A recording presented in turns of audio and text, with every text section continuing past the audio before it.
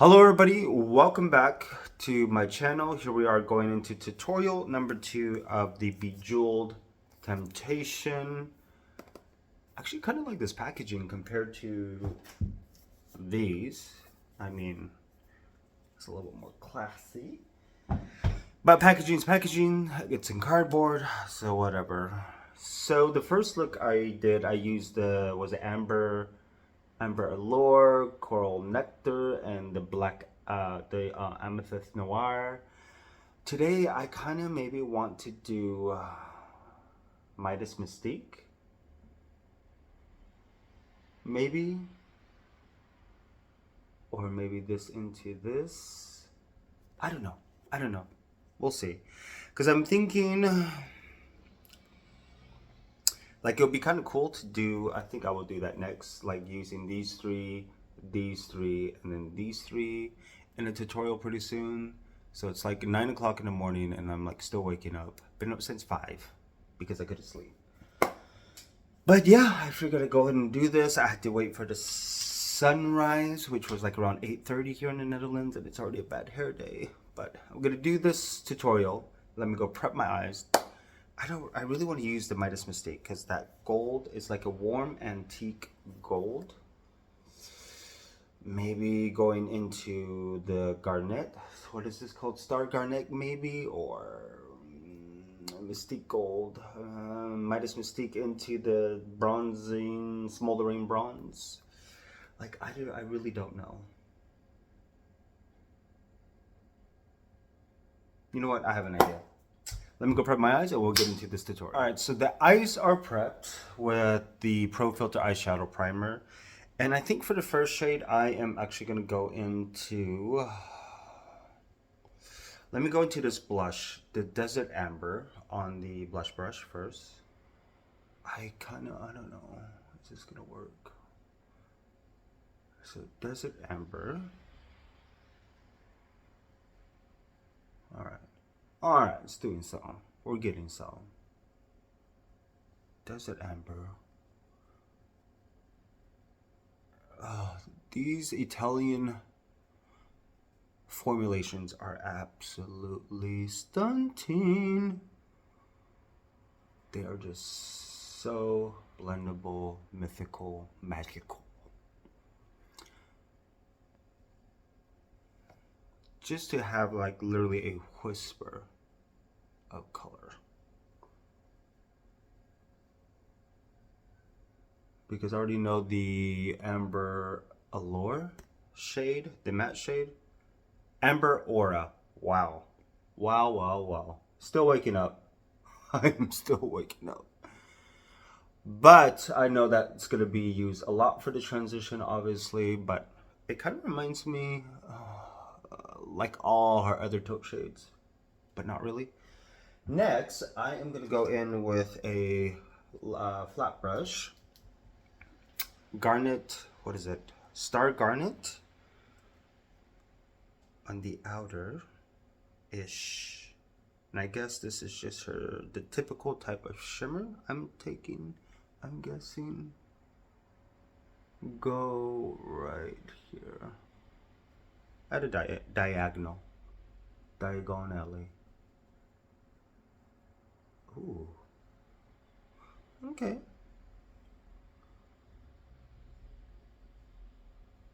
I wonder if it will pack more of a punch if I use my fingers, but let me go ahead and do both sides actually to get it in there, and maybe I could go back in with my finger to amp it up. Pump up the jam, pump it up. This is like a cranberry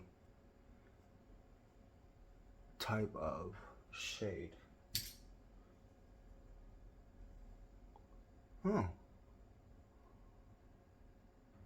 On camera, it looks like a cranberry copper-ish, I guess you could say.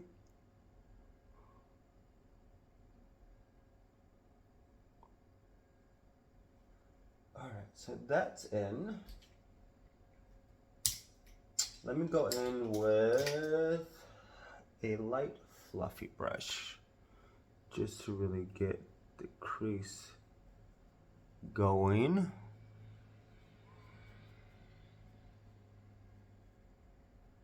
It's actually a pretty shade.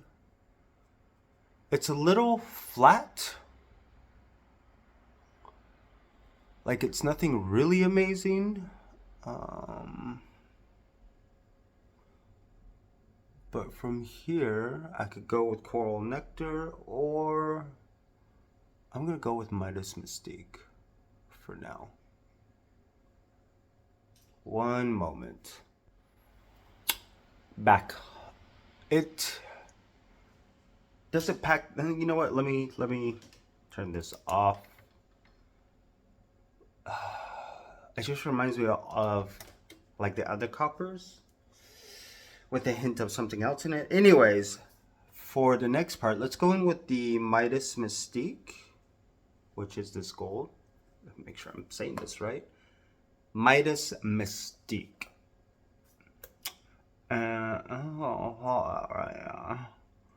Pop it right there. Ooh, I love that color combination actually. Oh. Oh. And the slightest ever touch of whatever's left up into the brow. Ooh, ooh, ooh, ooh. I love this. I love this combination already. It's beautiful. You know what? This color combination reminds me of the Natasha Denona. The holiday release she did with the,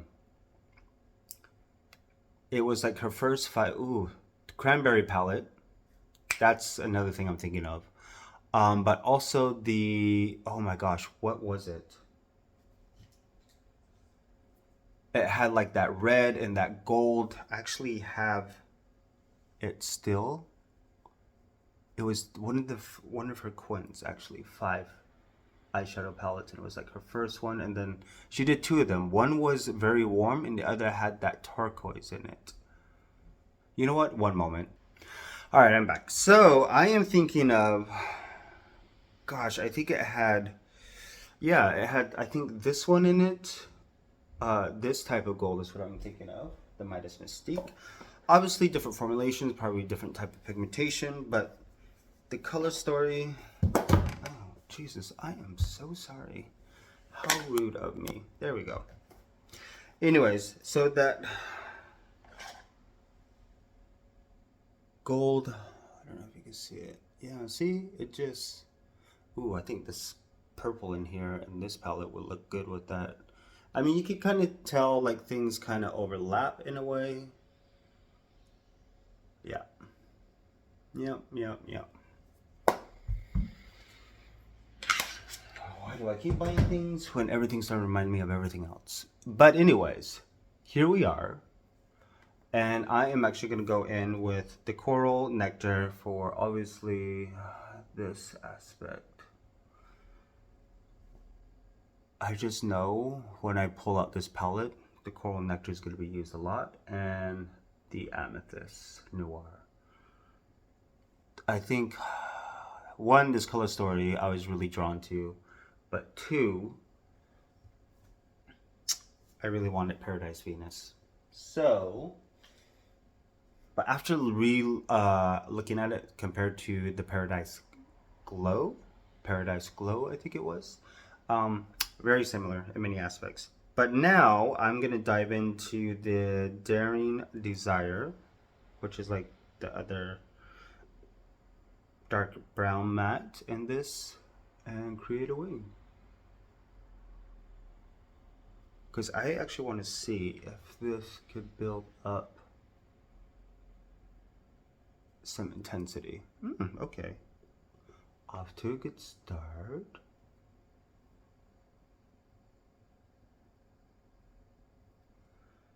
I still... this is being released in January. I'm pretty sure by then I might or might not have gotten a face palette from the holiday collection. Especially with the New Year's end of sale, New Year's Eve sale going on and stuff like that. So we shall see. But like I said, I'm curious to see if this will actually begin to deepen up, which it actually really is, but it's starting to remind me a little bit of a Rose Decadence look, or a look I did from the Rose Decadence palette Focus. Oh, why do I keep doing this to myself? Buying things when I know I shouldn't. I probably have something like it in my collection. But I truly am loving this Burning Desire, Daring Desire brown. I think this all over the lid and doing smoldering bronze on top of it will be a beautiful bronze smoky moment. Literally just the faintest in the corner and just blending it out. Blend, blend, blend. As of lately, I've been enjoying bringing the liner or whatever just literally along my lash line, just to really emphasize that aspect out. But this is actually building up pretty nice, getting quite a bit of intensity.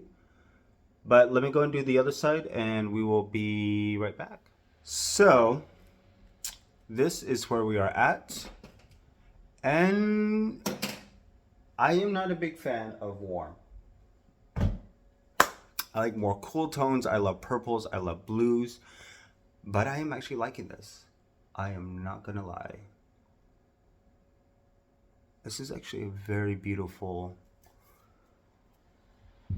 And I thought the Star Garnet you really couldn't see, but you could actually see it pretty well. It's coming through. And I think the Coral Nectar will be blush or highlighter again today. Yeah, it's a very salty, sultry palette. And I feel like depending on how you work with this, I mean, I could really see it working well with Bronze Ecstasy Quint, along with the Bordeaux Bliss, and maybe even definitely the Sunset Romance? I think it's what it's called. But I mean, this definitely has a lot of repeated type of colors, hues. Like I said, this is really giving me Rose Decadence vibes quite a bit. La Vie en Rose. But it is a beautiful curation. Sorry, my back. Ooh. It is a beautiful curation, and it is such a beautiful palette for people who have not really dived into Pat McGrath yet. I think this is such a beautiful, Bejeweled Temptation, and the other one Starstruck Splendor. I think these are great introductions into the color story of Pat McGrath, especially with you get the blush formulations of, oh gosh, I can't think, I'm still waking up, y'all. Blush formulations made from Italy. A lot of people, I don't blame them, have an issue with the imported made in the USA aspect as well with some of her stuff. So do I, but I've actually really never had any problem blending them out or using them. They all tend to work well with me. Because I know her last 3 Mega Mothership palettes have been, I think, all made in the US and US imported stuff as well. Actually, let me see. This is the Nirvana, made in, oh, this one was made in Italy, which I still love this color story. Like, this is giving me vibes of this already. Was the Odyssey one done in US program? I don't know. But I do think the holiday season is a great time to really get into Pat McGrath if you haven't yet. Because like I said, it is such a beautiful artistry. Well, used to be, in my opinion. But I think it is a great line to introduce you to the artistry world of makeup and to feel like a makeup artist and be experimental with colors and textures and layering and that type of aspect. I love the way this smells. I don't know why. I'm like at that, not even at that age. I've always loved makeup that has a fragrance because for me, like if it has a nice fragrance, a floral fragrance, then it is hella bougie. Like Clarins, this was the Clarins SOS Anti-Fatigue, but it has like these iridescent shimmers in it, I guess, to really reflect, to bounce off the light, to really give that luminosity. But also, the Dior foundation has a fragrance, and I love it. I don't know why. It's just so bougie in every aspect. But this is where we are at with the eyes, going back to that. And I am really loving this color story. And the mattes in this are actually pretty solidly blendable.